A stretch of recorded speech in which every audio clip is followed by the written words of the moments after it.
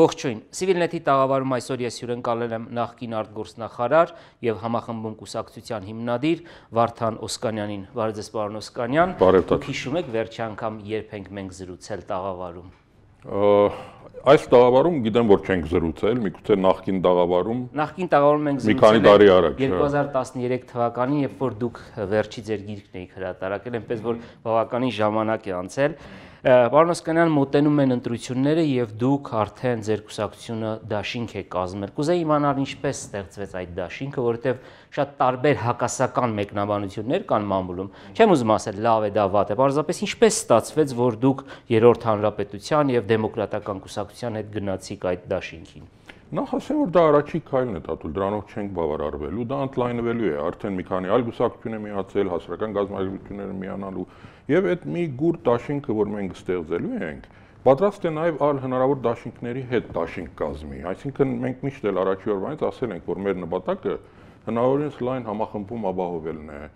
մեծ դաշինք կազմելն է, որովհետեւ կարողանանք իսկապես հաջորդ ընտրություններում հաղթել, հասնել իշխանափոխության, որը այսօրվա հրամայականն է։ Եվ արդեն որոշ ժամանակ էր, որ մենք բանակցությունների մեջ էինք տարբեր քաղաքական ուժերի հետ, այս պահին այս քաղաքական ուժերի հետ արդեն համաձայնության ենք եղել, կազմել ենք։ Իհարկե, պայմանավորվածություններ կան այլ քաղաքական ուժերի հետ, որոնք իրենք էլ են ինչ-որ դաշինքներ կազմում, ասում ենք դուք թերը կազմեք, մենք մերը, հետո կնայենք էլի, եթե հնարավոր եղավ ավելի մեծ դաշինք կազմել։ Այնպես որ այնինչ որ այսօր կա, որի մեջ ներգրավված է համախմբումը, դա առաջի քայլն է, անպայման կընդլայնվի։ Բայց այստեղ ես մի կարևոր հանգամանք ուզում եմ շեշտեմ, դա նաև Սեյրան Օհանյանի ներգրավվածությունն է։ Ինքը այս բանին գուսակցական չի, երևի այդպես էլ կմնա, բայց անպայման քաղաքական գործընթացներում խորհրդականության մասնակցություն կունենա։ Եվ այնտեղ ես կարծում եմ կարևոր է այն հանգամանքը, որ իմ եւ Սեյրան Օհանյանի պայմանավորվածությամբ նաև այս դաշինքը կազմվել է, որի մեջ ինքը անպայման ներգրավվածություն կունենա,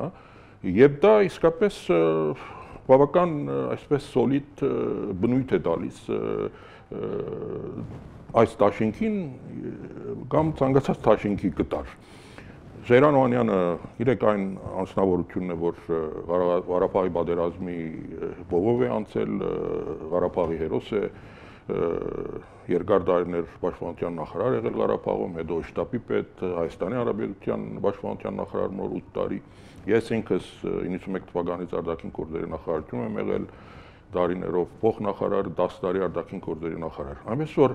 պաշտպանության նախարարի եւ արտաքին գործերի նախարարի այս համագործակցությունը ինքնին ես կարծում եմ, որ արդեն հնարավոր լուրջ, սոլիդ եւ այսպես արդյունավետ բևեր ստեղծելու հայտ է եւ սրա շուրջ ձևավորվող այդ դաշինքը եւ ապակային նաեւ այլ դաշինքների կամ քաղաքական ուժերի հետ մեր համագործակցությունը եւ ընդհանուր ցուցակով, եթե հնարավոր լինի ընտրությունների մասնակցելը, կարծում եմ, որ արդեն սա լուրջ հայտ է իշխանություն վերցնելու, որի անհրաժեշտությունը այսօր Հայաստանում մեծապես պահանջված է եւ դա օրվա հրամայականն է եւ ժողովրդի պահանջն է։ Պարոն Օսկանյան, 2015 թվականին, երբ որ մեկ այլ պաշտպանության նախարար Սերժ Սարգսյանը արդեն նախագահի պաշտոնում փաստացի պատերազմ հայտարարեց Գագիկ Ծառուկյանին եւ Գագիկ Ծառուկյանը ստիպված եղավ հեռանալ քաղաքականությունից, այդ ժամանակ դուք նրա այդ կուսակցության հետ էիք, նրա կողքին էիք, հա, դուք հեռացաք նաև ձեր հետ մի քանի բավականին փաստացի Բարգավաճ Հայաստանը մի քանի թևերի բաժանվեց, բայց կորիզը մնաց, հիմա պարոն Ծառուկյանը հայտարարել է վերադարձի մասին։ Դուք մտածում եք, որ արժի ձեր դաշինքը միանալ Ծառուկյանի հետ, հաշվի առնելով, որ Ծառուկյանը ուզենք թե չուզենք, ունի ժողովրդի շրջանում հեղինակություն եւ ունի բավականին մեծ ֆինանսական կարողություններ, իսկ Հայաստանում առանց ֆինանսական կարողություններ ավելի պարզ ասեմ, նաեւ փող բաժանելու դժվար է հաջողություններ գրանցել։ Նայ Թաթուլ, այդ հարցը մեր գուսակցությունում կոնե չի քննարկվել, բայց որտեղ մենք առաջի օրվանից էլ ասել ենք, որ Հանրապետական գուսակցությունից բացի ցանկացած այլ քաղաքական ուժի հետ մենք պատրաստ ենք համագործակցել։ Ես այդ սկզբունքը կվերահաստատեմ։ Եվ գարաս քո հարցի պատասխանը այդ կոնտեքստում գտնել, առանց մանրամասնելու կամ խորանալու։ Այնպես որ մենք ոչինչ չենք բացառում, միակ բացառումը դա Հանրապետական գուսակցության հետ որևէ համագործակցությունն է ներկայիս եւ ապագային։ Այնպես որ Գագիկ Ծառուկյանի մուտքը ընդամենը ես այս բանին կարող եմ ողջունել, ասել որ դա իր անձնական որոշումն է, Հայաստանի Հանրապետության քաղաքացի է, իրավունք ունի մասնակցել ընտրություններին, իր շուրջ վստահ եմ, որ կարողանա այսպես գուր կառույց հավաքել եւ մասնակցել ընտրություններին։ Մենք շարունակում ենք մեր բանակցությունները դարբեր քաղաքական ուժերի հետ, այնպես որ հաջորդ շաբաթները ամիսը մինչև ցուցակների ներկայացումը ցույց կտա, թե ինչպիսի այլ զարգացումներ կլինեն։ Իշխանությունները հայտարարում են, որ անց են կացնելու ամբից ընտրություններ։ Դուք հավատում եք դրան եւ երկրորդ, արդյոք ստեղծվել են պայմանները ամբից ընտրություններ անցկացնելու համար։ Չէ, ես չեմ հավատում դրան, այսինքն իշխանության խոսքին չեմ հավատում, միշտ էլ նախկինում են ասել, բայց երբեք դա դեղի չի ունեցել, առավել եւս այսօր, որովհետեւ իշխանության առաջ շատ մեծ մարտահրավեր կա, դա այսօր հանրային պահանջն է իշխանափոխության եւ դա իրենք զգում են եւ ես կարծում եմ, որ եթե թողնվի իրենց, եթե ժողովուրդը զգոն չլինի, քաղաքական ուժերը զգոն չլինեն, եթե մենք ընդդիմությունը գազագերբված չլինենք եւ համախմբված չգնան գնդություններին, միգուցե իրենց այդ ցանկությունը կարող է իրականանալ, ինչ որ նորից կեղծիքներով հաջողության հասնել։ Շատ բան կախված է մեզանից, այսինքն հնարավոր է իսկապես արդար ընտրություն անցկացնել, բայց դա պետք է բարդատրվի իշխանությունների վրա։ Եթե թողենք իրենց հույս ունենանք, որ իրենք արդար ընտրություն են անցնելու, ոչ։ Եթե իրենց թողենք, ամենավատ ընտրություններ են լինելու։ Եվ դրա պայմանները թաթուր բացարձակապես չկան։ Ինչու՞։ Որտեվ ռեյտինգային այս համակարգը ամեն ինչ աղավաղում է։ Սա իսկապես մեծ բադուհաս է լինելու, ժամանակը ցույց կտա, սա ավելի վատ է, քան այն ժամանակվա 41 համամասնական, մեծամասնական դեղերը։ Ես կարող եմ ասել, նվազագույնը այս դեպքում դա 50%-ը մեծամասնական է, եթե չասեմ, որ 100%-ը մեծամասնական է, որովհետև ռեյտինգայինով մեծամասնական է։ Այո, որովհետև ռեյտինգայինով երբ որ մարդը քվե է բերում, այդ քվեն նաև գնում է գուսակցության։ Նախկինում քոնե այդ 41-ը, որ մեծամասնականով ընտրվում էին, քաղաքացին կարող էր կոնկրետ այդ մարդուն ընտրել մեծամասնական, իսկ համամասնականով մի այլ գուսակցության ընտրել։ Հիմա, եթե այդ օլիգարխները մեկին փող են բաժանել եւ պետք է այդ քաղաքացին կոնկրետ այդ մարդուն ձայն տա, այդ ձայնը անկախ այդ քաղաքացու ցանկությունից գնալու է այդ մարդու գուսակցությանը։ Եվ մենք գիտենք այդ մարդու գուսակցությունն հանրապետականն է, որտեղ նրանք են հիմնականում, որ ռեսուրսներ ունեն եւ դրանի հույսը իշխանության հենց այդ ռեյտինգայինի վրա է։ Դրա համար ես ասում եմ, որ այսօր ընդհանուր այդ մթնոլորտը չկա։ Հետո քաղաքական գամքը չկա իշխանության մոտ։ Փող նորից են բաժանելու, ուստավորաբար գրկնագի քվեարկություններ են լինելու, մարդկանց բերելու են, այդ բոլորը գրկնապատկված, ես կարծում եմ մենք տեսնելու ենք այս ընդդիմություններին։ Դրա համար էլ իսկապես համախմբումը ընդդիմության միասնական ներկայանալը, եթե ոչ ցուցակով, այլ կոնե մեր քաղաքական գամքով թույլ չտալ այդ կեղծիքները անելու, սպիրկի ներգրավվածությունը ես համարում եմ ողջունելի, եթե իսկապես Սերժ Տանկյանը, Ատոմ Էգոյանը Այդ մասին ես դες հարց կտամ։ Հա, խոսենք դրա մասին, նրանց ներգրավվածությունը կարևոր է։ Այսինքն յուրաքանչյուր Հայաստանի քաղաքացի եւ սպիրկահայ, որ ուզում է իսկապես արդար ընտրություն տեսնի եւ իր ապական գաբում է այս երկրի հետ, պետք է այդ օրը ներկա լինի, զգոն լինի եւ իսկապես հետևի ընտրություններին բոլոր առումներով, որովհետեւ մենք կարողանանք այս անգամ ունենանք այնպիսի արդյունք, որը գարդայդի իսկապես մեր ժողովրդի կամքը։ Տեսեք, 2015 թվականին եմ կրկին վերադառնում, երբ որ Սերժ Սարգսյանը փաստորեն եւ նրա կուսակիցները օգտագործելով միշտ ամենուր եմ սա ասում, ոչ վայել նախագահին, անգամ չընտրված նախագահին ոչ վայել բառապաշար, ստիպեցին, որպեսզի Գագիկ Ծառուկյանը հեռանա քաղաքականությունից, որովհետև նրանք այնպիսի հայտարարություններ էին անում, որ չհեռանալ նշանակում էր, որ մենք քեզ ամեն ինչ կանենք, դու պետք է հեռանաս, եւ Գագիկ Ծառուկյանը հեռացավ։ Ես հիշում եմ այդ օրերին նրա շուրջ ձևավորվել էր թեև ոչ գաղափարական, բայց հզոր անհատների, այսպես ասեմ, դաշին։ Նրա կողքին էին Ռաֆի Հովհաննիսյանը, ով որ փաստացի 2013-ին գոնե չէր պարտվել նախագահական ընտրություններում, Լևոն Տեր-Պետրոսյանը, առաջին նախագահ, ով 2008-ին էր հասել հաջողության, դուք եք նրա կողքին։ Ես կարող եմ պատկերացնել, որ առաջիկայում նաև փորձ կարվի ժառանգություն, ՀԱԿ, համախմբում, Բարգավաճ Հայաստան դաշինք ձևավորել, թե արդեն շատ եք միմյանց հասցեին, այնքան եք քննադատել դրանից հետո, այնքան են այսպես կոմպրոմատներ եղել եւ վարկաբեկումներ, որ այլևս պետք չի դրա մասին նույնիսկ խոսել։ Հատուր նայ, քաղաքականության մեջ նման դեպքեր լինում են, ասում եմ, բայց մեծ խնդիրների լուծման համար այդ բոլորից վեր պետք է կանգնել։ Նաեւ նայենք այլ երկրների փորձը։ Միացյալ Նահանգների ընտրությունը, եթե մի հատ նայեք, ենթադրենք հանրապետականների այդ ներքին իրենց կուսակցության ընտրությունը, որ վերջում Թրամփը ընտրվեց որպես նրանց տեխնատուն, թե ինչպիսի այնտեղ այսպես բնովումներ իրար նկատմամբ հնչեցվում, բայց վերջում այդ մարդիկ իրար հետ աշխատում են, կարողանում են հաղթահարել։ Նույնիսկ նախկին ընտրություններում Օբամա-Քլինթոն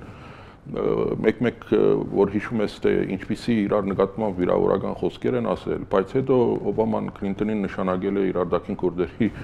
նախարարուհին։ Քաղաքականության մեջ դա ընդունված է։ Այստեղ հիմնական խնդիրը գիտեք ինչու՞մն է գայանում, որ բոլոր քաղաքական ուժերը կարողանան մեծ պատկերը տեսնեն եւ իսկապես անգեղծորեն այդ նպատակի համար աշխատեն։ Երբ որ այդ մեծ խնդիրը դու ճիշտ ես ձևակերպում եւ իրոք մտահոգում ես երկրի ապակայով, այդ բոլոր իրար նկատմամբ սա ենք ասել, ինչ որ այլ բաներ ենք ասել, մոռանում ես արդեն։ Մեծ խնդիրը Սերժ Սարգսյանի վերարտադրությունը։ Նա ես այսպես կդնեի։ Տաշյան, ես հետեւյալ կերպ կդնեի, իսկապես որն է այսօր մեծ խնդիրը։ Հայ ժողովուրդը այսօր երկու լուրջ սպառնալիքների առաջ է կանգնած։ Մեկը արտաքին, մյուսը ներքին։ Արտաքինը դա Ադրբեջանի կողմից հնարավոր պատերազմի ցանցազերծումն է, սա լուրջ մեզ համար գիտեք մարտահրավեր է եւ սպառնալիք։ Երկրորդը ներքինն է։ Որն է ներքին սպառնալիքը։ Դա երկրի այսօրվա վիճակն է։ Աղքատությունն է, արդակախն է, կոռուպցիան է, մենաշնորհներն են, անարդարությունն է, ընդհանուր այս ապականած մթնոլորտն է, սա լուրջ սպառնալիք է, եթե այս երևույթները շարունակեն խորանալ։ Հիմա հարցը հետևյալում է, ոնց այս երկու մարտահրավերները եւ սպառնալիքները դիմագրավել, չեզոքացնել, որովհետեւ դա դեղի ունենա, իշխանապողությունը պետք է իսկապես, որովհետեւ եթե մի քաղաքական ուժ այս 8-9 տարիների ընթացքում ոչ միայն որ չի կարողացել իրավիճակ փոխել, այլ այս երևույթները օրից օր թողնում է որ խորանան եւ ուղղակի որ ժողովուրդը հերանեկար չի տեսնում, չի կարող ինքը լուծման մաս լինել հաջորդ իշխանության ժամանակ։ Երկիրը ուղղակի չի կարող քոյադեվել այս խնդիրների խորացման պայմաններում հաջորդ 5-10 տարիներին։ Դրա համար ես ասում եմ, որ իշխանապողությունը Հայաստանում հացի ջրի պես պետք է։ Առաջին, որպեսզի այս խնդիրները լուծվեն, երկրորդ մեր ժողովրդավարության համար անհրաժեշտ է։ Երրորդ, որ դա առողջացնելու է հասարակությանը։ Եվ վերջապես, որ իշխանապողությունը իսկապես ժողովրդի պահանջն է եւ օրվա հրամայականն է։ Ահավասիկ եթե քաղաքական ուժերը կարողանան այս բոլորը տեսնեն եւ իրոք համոզվեն, որ այդ երկու սպառնալիքները կարելի է դիմագրավել եւ չեզոքացնել որպես առաջին նախապայման իշխանապողության միջոցով, ես կարծում եմ, որ մենք կարողանանք իսկապես համախմբվել եւ այդ բոլոր կոդ թվարկած քաղաքական ուժերը կարողանան իսկապես միասնական գնալ ընտրություններին եւ հաղթել։ Իհարկե իշխանապողությունը անհրաժեշտ է, բայց բավարար չի մեր ժողովրդի խնդիրները լուծելու համար։ Նաև շատ հստակ տեսլական է պետք, թե մենք ոտք ենք պատկերացնում արտաքին քաղաքական ոլորտում, տնտեսական քաղաքականության, սոցիալական, ինչպես նաև երկրում ընդհանուր մթնոլորտի փոփոխմանը։ Պարոն Օսկանյան, դուք եւ Ռաֆի Հովհաննիսյանը երկու սփյուռքահայեր եք, որ ովքեր եկան հաստատվեցին Հայաստանում, հրաժարվեցին իրենց ամերիկյան քաղաքականությունից եւ մաս դարձան Հայաստանի, ցավոք շատ սփյուռքահայեր նման քայլի չդիմեցին եւ մենք հավանաբար բարոյական իրավունք էլ չունենք որևէ մեկին ասելու եկեք ապրեք այս երկրում, բայց սփյուռքը կարծեք թե ավելի շատ սկսել են ներգրավվել եւ ավելի հետաքրվել Հայաստանի ներքաղաքական խնդիրներով, գիտակցելով, որ եւ Ղարաբաղի հարցում եւ հայ-թուրքական հարաբերություններում հայոց ցեղասպանության ճանաչման հարցում սրանք հարցեր են, որոնք սփյուռքի օրակարգում են եղել այս վերջի 20-25 տարիներին, արդեն համոզվել է, որ պետք է Հայաստանը սկսել կարգավորել ներսից։ Ինչ այսպես ազդեցություն կունենա քիչ առաջ ձեր նշած անձանց ներգրավվածություն այս ընտրություններում։ Նայեք, դու մի շատ ճիշտ հարցի վրա քո ուշադրությունը սևեռեցիր։ Ես ուզում եմ մի փոքր դա բացեմ, որովհետեւ սա իսկապես շատ կարևոր հարց է։ Նայեք, տարիներ շարունակ մենք 25 տարի արդեն անկախ պետություն ենք։ Ես կարող եմ ասել, մինչև վերջերս սփյուռքի գլխավոր մտահոգող խնդիրը եղել է արտաքին հարցերը, Ղարաբաղ, Թուրքիայի հետ հարաբերություններ եւ ցեղասպանություն։ Այսինքն այնինչ որ սփյուռքն է հուզել, այդ երկուսն են եղել։ Բայց վերջերս սփյուռքն էլ սկսավ գիտակցել, որ նախ այդ խնդիրների ի օգուտ Հայաստանի եւ հայերի լուծելու համար ավելի կայուն երկիր է պետք, ավելի բարգավաճ երկիր է պետք։ Իսկ երկրորդ որ վերջը հայերի հաջորդ սերունդների ապական կախված է ոչ թե սփյուռքից, համապատասխան իրենց ապրած երկրների ապակայից, այլ առաջի հերթին Հայաստանից։ որովհետև սպիրկի այս սերունդը, իմ սերունդը, արդեն սկսավ գիտակցել, որ կարող ենք մենք հաջորդ սերունդները գործնել, եթե Հայաստանը բադի բերող այդ սերունդի համար երգիր չդառնա հնարավորինս չափ շուտ։ Նայ, ինչպես մենք այսպես խանդավառվում ենք, մոբիլիզացվում ենք հաջողությունների շուրջ։ Հենրիկ Մխիթարյանն է, հասկանում եք, Աղասին է, թեկուզ նույնիսկ մեր օլիմպիական չեմպիոնները, Քիմ Կարդաշյանն է, այսինքն մեր սպիրկահայ սերունդների եւ նաեւ Հայաստանի սերունդների համար այդ հաջողությունները անհրաժեշտ են, բայց առավել անհրաժեշտ են դրսի հեռավոր երկրներում ապերում ապրող հայերի համար։ Այդ սերունդը իր ինքնությունը կգաբի հայության հետ, միայն եթե լինի բադի բերող Հայաստան, արդեն մենք սովետական միության մաս չենք, որ ասենք լավ, եթե վատ բաներ կան մերը չի, Մոսկվային է մեղքը, մենք արդեն անկախ պետություն ենք։ Չեն կարող այդ սերունդները Վարդան Մամիկանյանով կամ Արամ Խաչատրյանով կամ գիտեք Մաշտոցով կամ գիտեք Դիկրան Պետրոսյանով ինչ որ իրենց հոգեշնչվեն, իրենց ինքնությունը դրան հետ կապել, որովհետև դա անցյալ է, այսօր կա Հայաստան, եթե Հայաստանում վատ բան է լինում, ես գիտեմ սպիրկահայեր կան, որ հաջորդ օրը օդար շրջանակներում չեն հայտնվում, մի երկու օր աշխատանքի չեն գնում, մինչև այդ վատ լուրը մարի, որ կարողանա, որովհետև ինքը վատ է զգում իրեն, եւ դա այն հայն է, որ արդեն օտար այդ երկրի գլխավոր հոսանքի մեջ է, նույնիսկ հայերեն լավ չգիտի, բայց դեռ իրեն հայ զգում է, եթե Հայաստանը բադի բերող երկիր չեղավ իր համար, ինքը ընդհանրապես գիտես երեսկթեկի Հայաստանից։ Դրա համար այսօր առավել քան երբեք Հայաստանի եւ Սփյուռքի շահերը համընկնում են, որ մենք ունենանք կայուն Հայաստան, բարգավաճ Հայաստան, արդար Հայաստան։ Հայաստանի համար անհրաժեշտ է որ արդակախտ կանգնեցնենք, ժողովուրդը հանգիստ կզգա իրեն իր երկրում, ապահով զգա։ Սփյուռքի համար այդ անհրաժեշտ է, որ մի հատ հենարան ունենան, մի հատ միջին արևելքը նայեք, իսկապես Սիրիան մեզ օրինակ Հայաստանը թեկուզ այս վիճակում եթե չլիներ, Սիրիայերը այսօր շատ ավելի խայտարակ Փերուշան վիճակում կլինեին կոպիտ ասած։ Լիբանանում ես օրինակ շատ ծանոթներ ունեմ, որտեղ Լիբանանն էլ շատ կայուն երկիր չի։ Այսպես գիտեք հույսը նաև Հայաստանի վրա են դնում։ Այսօր Եվրոպան ինքը Ֆրանսիայում ապրող հայեր կան, որ չգիտեն Եվրոպայում ինչ կլինի, եւ միշտ կուզենան որ իսկապես մի հենարան ունենան, կայուն երկիր ունենան, որ ցանկացած բայի կարող են գան իսկապես եւ իրենց հանգրվանեն Հայաստանում։ Այնպես որ այսօր Հայաստանը սուրգաշ շահերը համընկնել են։ Դա է որ թրթել է, գիտես, գլոբալ հայերի այդ համախմբումը տեղի ունենա։ Դա էլ է թրթել Սերժ Թանկյաններին, Աթոմևաններին, Արսինե Խանջյաններին, Էրիկ Նազարյաններին, որպեսզի մտահոգվեն Հայաստանի ընդդիմություններով, որովհետև իրենք զգում են, որ վերջերս օրինականության խնդիր կա։ Ով ուզում է թող ընդրվի, բայց եթե դա ժողովրդի կամքը չի արտացոլում, հաջորդ տարիներին անօրինականությունը իսկապես լճացնելու է մեզ, տապալելու է այս երկիրը։ Այդ մարդիկ գիտակցում են, դրա համար էլ հերավոր ապերից սկսել են գազագերբել եւ նույնիսկ մտածում են, որ հայրավոր դիտորդներով գան Հայաստան մասնակցություն ունենան, ուղղակի իրենք իրենց խղճի հանգստության համար իրենց աչքով տեսնեն, որ վերջ-վերջո երկրում ինչ որ նորմալ ընդդիմություններ կան։ Եվ վերջին հարց պարոն Օսկանյան, քանի որ առիթ չի եղել, Լևոն Տեր-Պետրոսյանի ելույթն եմ ուզում հիշեցնեմ, ձեր ճիշտ է 1 ամսից ավել է արդեն անցել, բայց դա ես չեմ համարում Լևոն Տեր-Պետրոսյանի ելույթ, դա համարում եմ մի բան, որ միշտ Հայաստանի օդում կախված է, այս մեր անվտանգությունը, որի մասին դուք էլ եք խոսում, խոսքս Ղարաբաղի հարցին է վերաբերում։ Նախ դուք ինչպես լսեցիք եւ ինչպես ընկալեցիք Տեր-Պետրոսյանի մի մարդու հետ, որի բանակցողն եք դուք եղել, որի հետ աշխատել եք նաև նրա նախագահության շրջանում եւ ոնց եք այսօր տեսնում Ղարաբաղյան կարգավորման այս գործընթացը, որը փաստացի գործընթաց չկա եւ այն փոխարինվում է մեր 10-20 տարեկան տղաների անընդհատ այսպես կորուստներով, որտեղ երբ որ բանակցություններ չկան, ավելի շատ են մենք ունենում զոհեր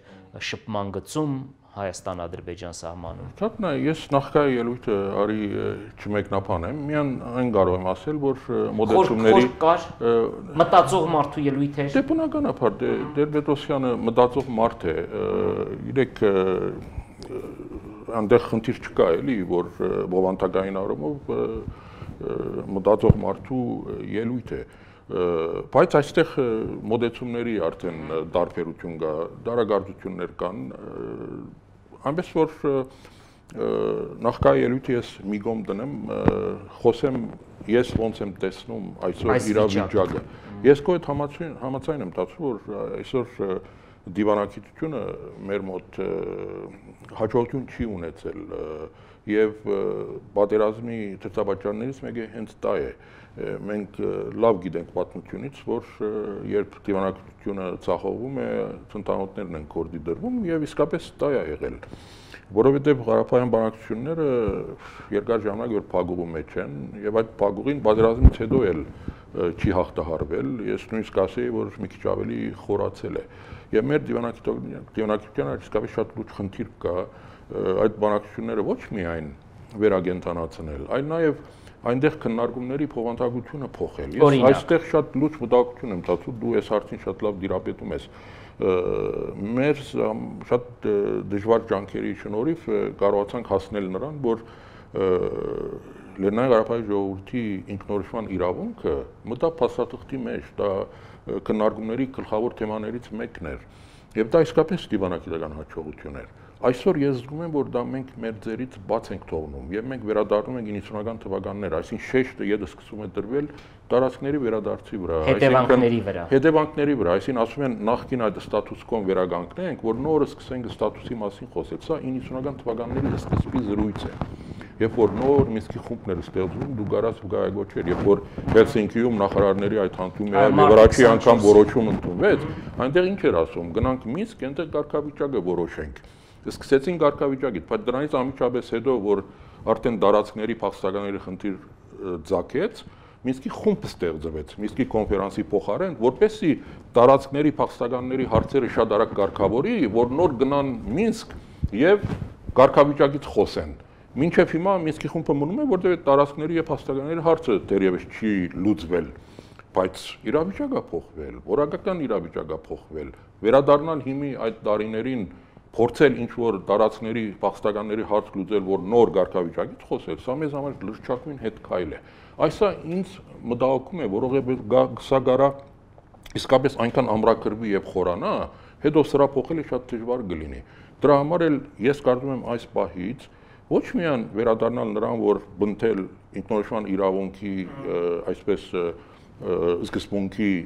ամրագրումը, այլ մի հարթություն վերև տանել, այսինքն սկսել խոսել իսկապես Ղարաբաղի ինքնորոշված լինելու փաստի մասին։ Ես հիշում եմ, երբ ընդհանրապես ավտոնոմիայից են խոսում, երբ մենք ասում ենք, որ չէ, արդեն ավտոնոմիայի այդ քննարկումներից պետք է անցնել ինքնորոշման իրավունքի քննարկումների, մարդիկ մի քիչ այսպես շատ դարակուսանքային, որ դա անհնար բան է,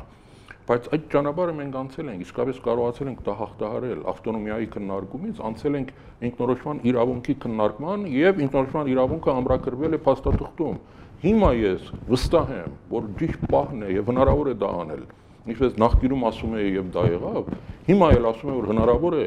դա անել։ Ինքնորոշման իրավունքը արդեն մի հարթություն վերև տանել եւ սկսել խոսել 25 տարի Լեռնային Ղարաբաղի ժողովրդի ինքնորոշված լինելու, եղած լինելու փաստի մասին։ Եվ այդ նոր հարթությունը Ադրբեջանին կստիպի արդեն միջին ինչ-որ մի դեղ գալ եւ առնվազն մենք կկարողանանք քոնե տարածքներից թեման փոխել ինքնորոշում, բնթելով արդեն այդ ինքնորոշված լինելու փաստի ճանաչմանը։ Դիվանագիտական այստեղ իսկապես շատ լուրջ աշխատանք կա դանելու, որ մենք կարողանանք եւ թեմատիկան փոխենք, եւ նաեւ բանակցությունների միջոցով պատերազմի հնարավորությունը կանխենք։ Այնպես որ իսկապես մեր երկրի առաջ այսօր շատ լուրջ խնդիրներ կան, մարտահրավերներ կան, այս բոլորը դիմագրավում ես ասացի եւ ներքինը եւ արտաքինը իսկապես նոր միտք է պետք, նոր թեմքեր են պետք, նոր մոդեցումներ են պետք, որովհետեւ կարողանանք այս լիճացումից դուրս գալ եւ կարողանալ այս խնդիրներին լուծում տալ։ Շնորհակալություն պարոն Օսկանյան, ես ձեզ կուսակցությանը, չգիտեմ վերջում ինչ դաշինքով եք լինելու, ինչպես բոլոր իմ զրուցակիցներին հրավիրում եմ, մաղթում եմ հաջողություններ ընտրություններում եւ մաղթում եմ, որ այդ ընտրությունները ով էլ որ հաղթի ազնիվ, արդար ճանապարհով եւ ոչ թե ինչպես միշտ եղել է նախկինում։ Ես հիշեցնեմ, որ զրուցում էի Հայաստանի նախկին արտգործնախարար, համախմբում կուսակցության հիմնադիր Վարդան Օսկանյանի հետ։ Շարունակեք հետևել Civilnet-ին։